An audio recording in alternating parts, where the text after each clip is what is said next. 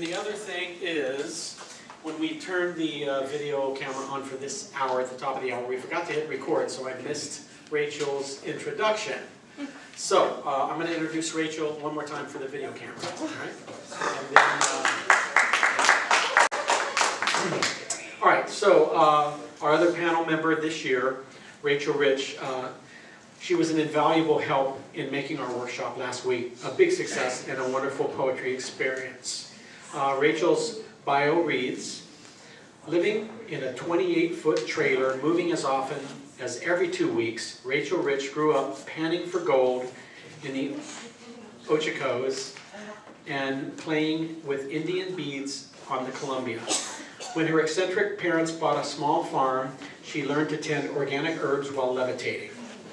To the mix, Rachel's great-grandparents added tales reaching back to the 1800s. Eventually, teaching high school led to encounters both of the inspiring and dangerous kind. Inevitably, European and Eugenian adventures lured her to the weaving loom, the fiddle, and finally the keyboard. Rachel Rich's writings appear in Eugene's 150th birthday celebration poetry collection, Memoirs, Beachside Writers 2013, and Ripples on the Water, in addition to numerous editions of Groundwaters magazine. Her work is also featured in the chapbooks Payne's Gray and Shadow Lines, available at Sun Army Books. Please welcome Rachel Rich. Wonderful faces, and some of you who are poets especially. It's like we are some kind of a tribe, knowing each other's language. I thought I'd start with one called Awakening. Let the trees draw you out. They're swaying like dancers in your own backyard. A year ago, you were in an apartment with a view to a bike barn. Now watch chickadees flutter in dappled shrubs. Then race to the feeder to hang upside down, showing off for each other. Watch the dog charging a squirrel, excited only for the chase. No earthly reason. Never able to catch his quarry. Hear like the rustle of rain, sequoia needles gently shaking in a shivery breeze. Then taste the sharp air of a fresh mow. Now feel your face prickle from sunshine, casting diagonal shapes across your deck, because it must.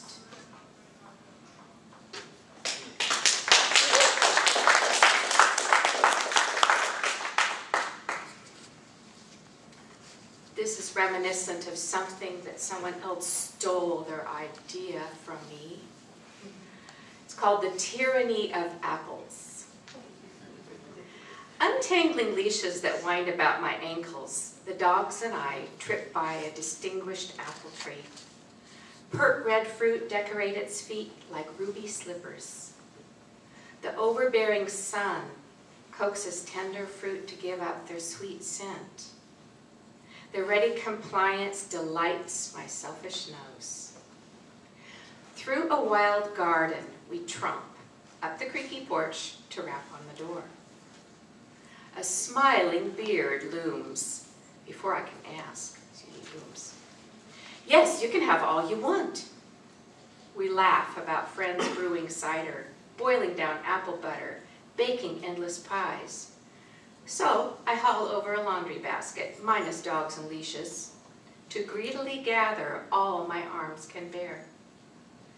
Now, huffing and puffing down the cement sidewalk, I plop the basket onto the kitchen floor. Washing, trimming, coring, boiling, milling, freezing, canning. Oh, sweet sauce, pinkish gold, subtly tart.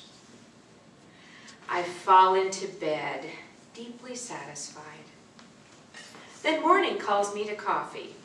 There wait the rest, staring back at me.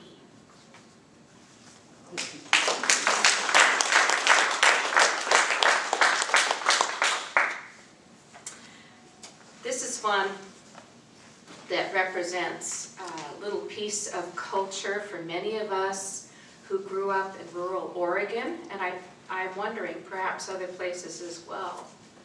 And so this is with a question mark. Saved? An out-of-town preacher came to save us. I'm not sure from what. My worst worry as a child was from whom, with bullies and all. But one thing I did take away. Though the evangelist thundered and whispered, threatened and promised, he also painted glorious scenes in rainbow chalk. The night began with parishioners and strangers trickling in, shyly, best hands, hats, and purses in hand. The unchurched and the other churched, unsure how to behave at a revival. But familiarity seized the crowd, who raised a din.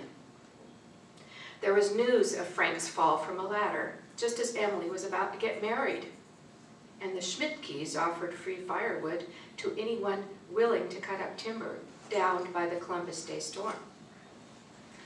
Then he coughed, so we hushed. Man and easel stood on the stage of that tiny country church, sinners and would-be saint, staring each other down, curious, eager for a show. Waving his hands over the paper canvas like God over the firmament, he began to apply colored chalk with dramatic flourishes. Pastel strokes developed the story of creation, the parting of earth from sky, the mountains from the seas, wonderful animals, Adam and Eve. It's not done yet. Oh, the clouds, glorious white puffs, accented by rose and blue-gray. Here the sun broke through, its golden rays touching the ground. Riding one of the beams as though on a playground slide, Jesus slid to the earth. Out of the blue, the evangelist spoiled his lovely work by calling us to the altar to confess ugly sins. In front of neighbors and strangers, no less. Who could live this down at school? One girl suggested I make up something not too embarrassing so I could hurry up and get saved. But I worried lying would surely get me in trouble with the man upstairs. One of the dads stood to leave, angry, but the mom pulled him back down. Don't you want to go to heaven with me and the kids? Then the preacher stepped closer, urging us to repeat his exact words, so he wouldn't go to hell. A sort of blanket salvation for those of us not confessing at the altar. All I could think was, how could nature be so wonderful and God so mean? What if people didn't know any better and used other words? What about the rest of the world? People who didn't even know about this one revival in a tiny church in our tiny town, among a zillion towns on this one planet, among a zillion planets in a gigantic universe. Still, I came away wanting to sit on a hill and watch clouds roll over the wildflowers and me. That made me think of God and painting with chalk. That's how I was saved. Yeah.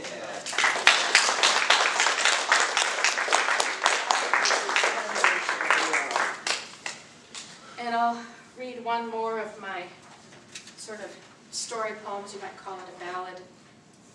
And this is for all who are suffering because of global warming or some other catastrophe. And it's in part based on my own experience and in part just based on empathy. The porch. They came from the south like soldiers, marching, destroying, leaving nothing in their wake. We heard they were coming, a temporary annoyance, not cruel. But standing on that porch, the dog whining, I heard awful rumbles, pounding and swelling. Blackie slipped under the couch. I struck my shin on the way to the TV. No picture. Back on the porch, I looked around. Martha yelled, "Run!" and slammed her door. I dialed Lester. The line was dead, then decided to climb, grabbing a ladder. Propped against my porch roof, I shoved the dog up, then pulled myself up top by the wisteria. From the roof, I watched them coming, the waves, the water, and I wept. Miss Charlotte floated by, clinging to an old tire. Sputtering and coughing, I shouted and waved. She disappeared. I sobbed and prayed. Lester came. I didn't know we'd ever see each other again. We are lucky. The wallpaper still shows high water marks, but not all we've lost. 7 people in our parish. No porch. I drag my rocker outside. Martha waves. We cry, then laugh. It's springtime. Where my porch once stood, the gnarled wisteria still twines.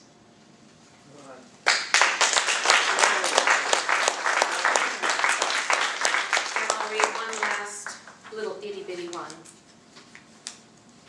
It's called By and By. Little by little, in moments stolen from the sun, or granted by a generous rose, we are made whole.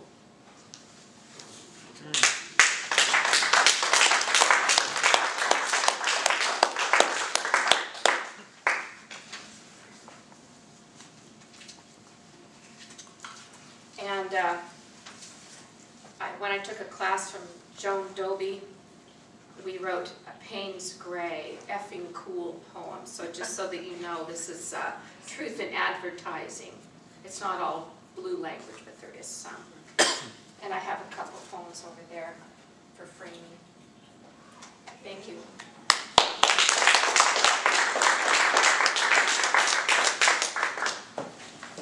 Thank you so much, Rachel. Okay, our next reader, Howard Robertson, is the current news editor of the Lane Literary Guild, as well as the co-host of the new Lane Writers Reading Series, which I'll be participating at a week from tomorrow. Be sure to get a flyer up front about this awesome performance poetry reading with the Halloween bent. Howard's bio reads, Howard W. Robertson is a poet and fiction writer who lives in Eugene. He has published a short novel, Peculiar Pioneer, and 9 books of poems, including most recently Odes to the Chi of the Universe and Ode to Certain Interstates. He received the 2014 International Merit Award from the Atlantic Review and won the 2009 Sinclair Poetry Prize from Evening Street Press and the 2003 Robinson Jeffers Prize for poetry from the Tor House. His poems have been anthologized often, most recently in Literal Latte, the anthology, and his poems have been published in many journals, most recently in Yellow Medicine Review. For more about Howard, go to howardrobertson.com. Please welcome Howard Robertson.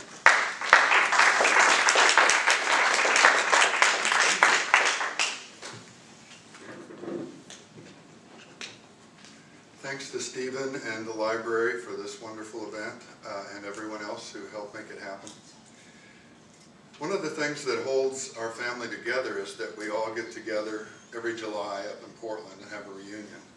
So this poem is set in that context. I'm only going to read the first half because I write long poems and it would be way past my 10 minutes. So, Quantum Intimations at the Grand Multnomah. It used to be a chore to picture death, my own death, constantly I mean. But now it's natural to me, this sense the end is ever present, near, a hovering potential, like a ghost in a hotel. Say this one now, the Grand Multnomah here in downtown Portland, in whose lobby I'm ensconced and pleasantly reflecting. 66, my birthday told the years just yesterday. The family has come to celebrate. I paid for them because I can. I never want to be a burden on the young. We all have suites with panoramic city views. And even those who live in town are staying here a couple nights for the event. 5 suites, well worth the cost. 4 children and 4 grandchildren, 1 grandson newly born. 4 marriages among us all, 1 very recent, plus a very steady girlfriend. Quite the thriving family, and Grandma Hope beside me always. Not right now, though. Not right here where strangers come and go while I just sit. I feel like Dr. Otterschlag in Grand Hotel. I'm on the branch while others pass. Or rather in this sprawling lobby on a most plush couch. I sit and cultivate the unity of body, mind, and spirit, focus vital breath until it's so supremely soft, and clean the mirror of my consciousness so it reflects reality with minimal impediment. The Tao Te Ching has called these acts mysterious integrity. My daughter Susan calls me introspective. I protest though and insist I'm omnispective really, looking at it all, the inner, outer, forward, backward, all around. This spot is good for omnispection. It's 101 years old. Charles Lindbergh, Queen Marie, Sam Hill, Bing Crosby and Bob Hope, Joan Crawford, Lana Turner, Jimmy Stewart, Dwight and Mamie Eisenhower, Elvis Presley, John and Robert Kennedy, yes, Franklin Roosevelt and Tom McCall, they all strolled past this spot where I'm installed, bemused. It's registered as a historic place, which guarantees protection of its gracious beauty. The exterior, the mezzanine, this lobby where I lounge at leisure and consider. Every morn, I eat my buffet breakfast down in Arcady, a giant basement room with antique murals and a classic fountain. In the inn of morning light, Quixote wakes to dream. A perfect beauty always has irregularities. A flawless beauty isn't really perfect. So this building is more beautiful than when it first was built, since time has given it irregularities, such as the tiny horizontal grooves gouged out upon the marble columns. They entice me now. I wonder how they happened. Wondering and wandering, I sit. I wonder over many things. I wonder, for example, at the complicated, exquisite, expansive pattern in the underwater sand that the male pufferfish constructs to please the female pufferfish. His silent love song, this artistic fish. I wonder at how choice, discrimination, instinct, judgment, adaptation, memory, and learning, all are properties bacteria possess although they have no brain. The same as Protus, also multi-talented but brainless. Sasha Pushkin told me once, a wise and learned cat is always walking on a golden chain around a verdant oak. I wonder what he meant by that. I wonder also at how Pindar traveled on the road of godliness to reach time's tower, ocean breezes blowing all around and golden flowers blazing. There were those who kept their souls away from unjust deeds would dwell in endless bliss. I often wonder at Kairos and Chronos, special moment and sequential time. I wonder at the quick emergence of the water molecule, the simple liquid, almost old as oxygen, was joined with hydrogen at once and everywhere, eventually filling cells, enabling life's metabolism. I wonder that the water from the creek that runs beside my house down south in New Geneva also flows beside this spot, a few blocks east at least, just 4 blocks walk from this hotel, the mighty river rolling past through day and night. My publisher is 4 blocks west of here. I murmur, Gloria illorum libelorum, or the glory of those little books, my work, my life, my soul. And in the second half, I finally do get to the quantum intimations. And I have one short poem. Every now and then I write a short poem. This one's called Love. It wouldn't be the end without you, she informs me in my dream. I wake and let her breathe. We have the bedroom curtains open, so the neighbor's distant porch light lets me barely see. I wonder, then decide she's telling me that she, like me, will go on living with my presence still, as I, with hers, remembered maybe, or perhaps there's somewhere around her there, or here near me, that love won't end when one of us seems gone to everybody else.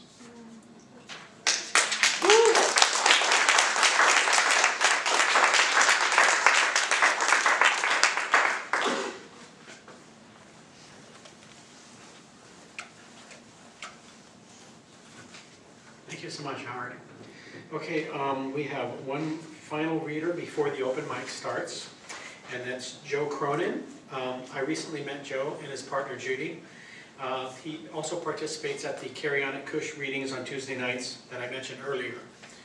Joe's bio is, and Joe allowed me to shorten it, so thank you, Joe.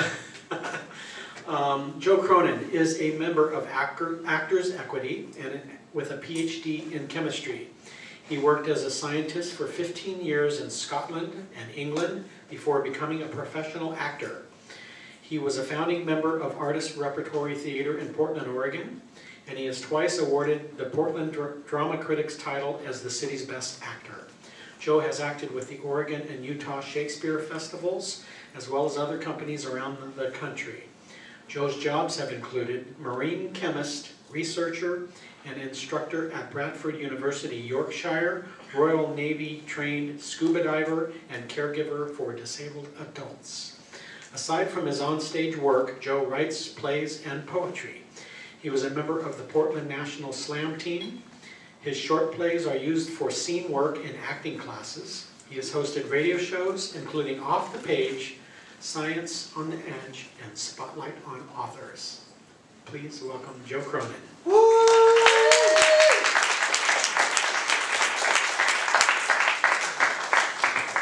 30 years I remember Uncle Jude, and no wonder.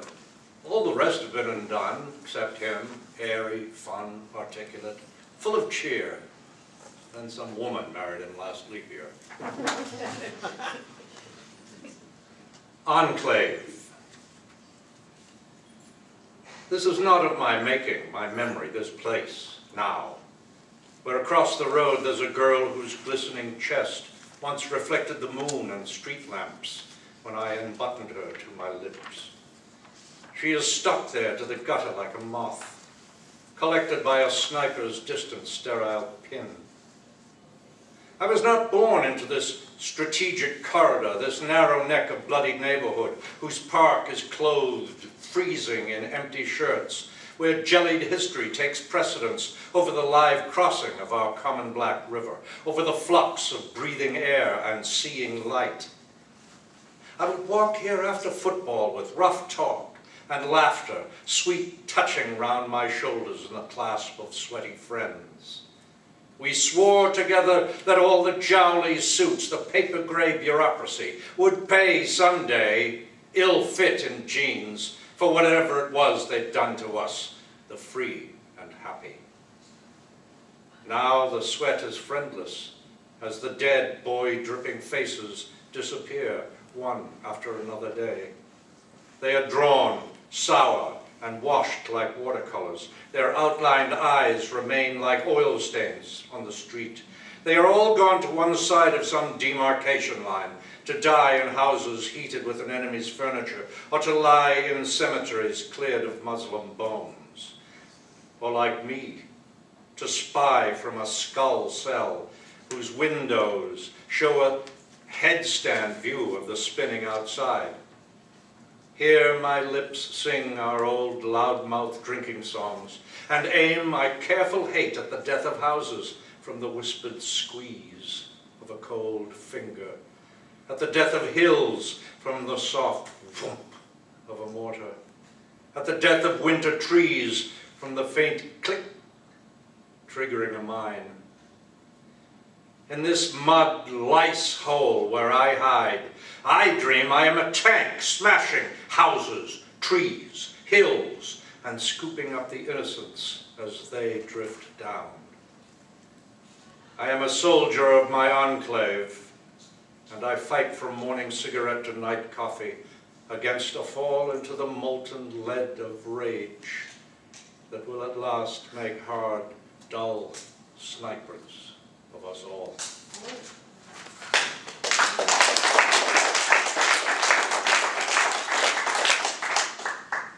Safety car. We were driving on a one-lane mountain road one night, no moon, no lights ahead, no current signs of life, and no guarantee of snow-free driving either. On the right, we knew there was a drop down some lethal, jagged rocks to a certain and certainly long undiscovered death. A frost ran up my right side every time we came to a blind curve. My right foot, knee, testicle, and ear began to think themselves already gone. And I drove very, very carefully.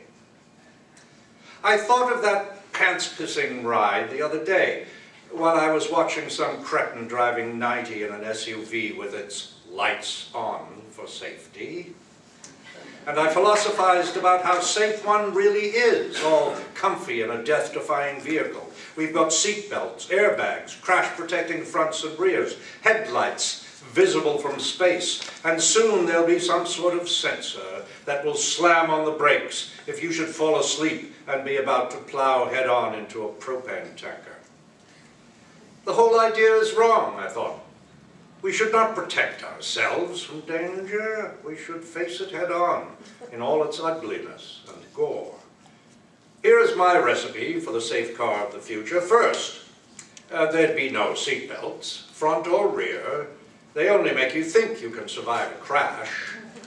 Instead, there would be a garroting wire that automatically closed around your and your passengers' necks after you had all settled into your seats. This way, you would always think of what might happen if you took your mind off the road and tapped the rear end of the car ahead. Next, there would be no reinforcement in the car frame. You only think this will protect you from the cattle truck weaving and mooing beside you on the interstate. No, the frame would be constructed from some light corrodable alloy of aluminum and balsa wood, guaranteed to crumble into dust if lightly compressed, allowing anyone underneath to be flattened into a fleshy road and bovine sandwich. How much more care you'd take when you were passing one of those cocaine-powered night riders to the slaughterhouse on some shitty wet road freeway. Then there's my favorite safety feature of them all. No airbags to cuddle you when you're whacked into a tree, too drunk to see that the road ended 5 miles ago. No, no. What your new Toyota Fire Dragon will have is exploding knives. When the car comes to a sudden stop, they will shoot out from front, sides, and rear to disembowel all occupants and deposit their innards in a thin pink veneer over the shards of the car's interior. Come on now, don't you think this will bring us instantly to that zero-accident state we all want? My plan is very long and detailed, of course.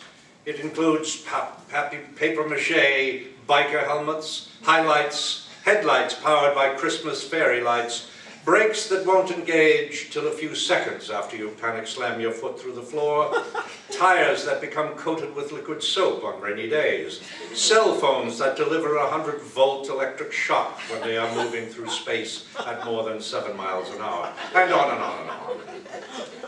So what do you think? Won't we all be better off thinking of driving the way they used to think of walking in Vietnam or on the shores of Normandy, terrified and thinking all the time, keep your eyes open and your fucking mouth shut, and you might get out of this alive.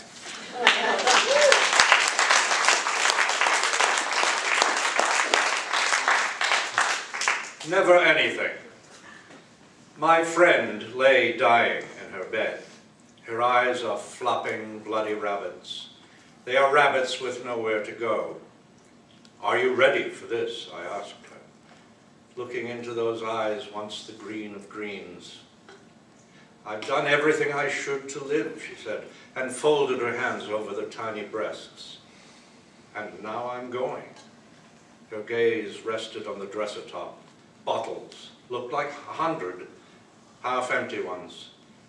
I never ate a bite of meat since I was 15, never ate dairy, wheat, eggs, always organic, always fresh, always raw. I was faithful to it all. ran every day, never smoked, meditated every day, never smoked anything, drank a gallon of water every day, never coffee or even tea. Look at my bottles.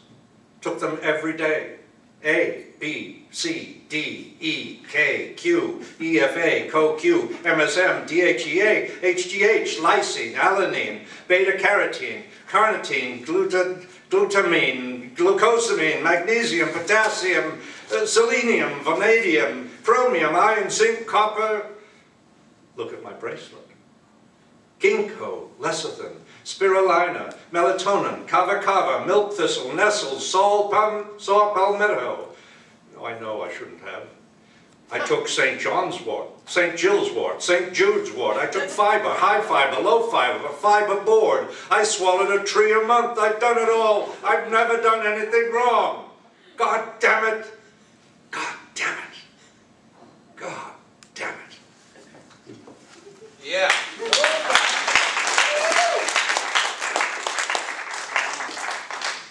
Lice. Lice! Little fuckers. Living rent-free, dropping eggs without a word of thanks, without as much as a may I. Who said I wanted to be bred and born? Who brought these little shits to my house? My head! I've heard stories about eyelash mites. They live in their hundreds, eating up eye shit and other goodies in the blink of an eye. But all I know are the stories. Otherwise, they never let on that they're there. I've heard stories about other microgrubs and snails that sit around my intestines, scooping up ill-considered trifles. But they keep themselves to themselves, and thinking about them doesn't make my bowels itch. Lice, on the other hand, are arrogant little suckers. They don't care about running over my scalp in golf shoes. They eat and run and never pick up the tab.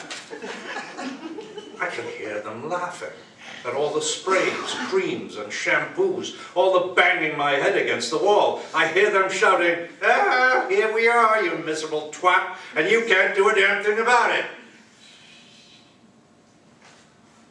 But I just found out from an old Vietnamese punter that they're not invincible. They cannot always adapt. They, in fact, cannot survive a dousing with fish sauce. Because fish sauce is the foulest shit you can ever put on your head. It is made by squashing rotted fish heads in a bucket till a brown oil gathers at the top. It is blessed with the stench of your worst hangover effluent. I love the smell of fish sauce in the morning. It smells like victory.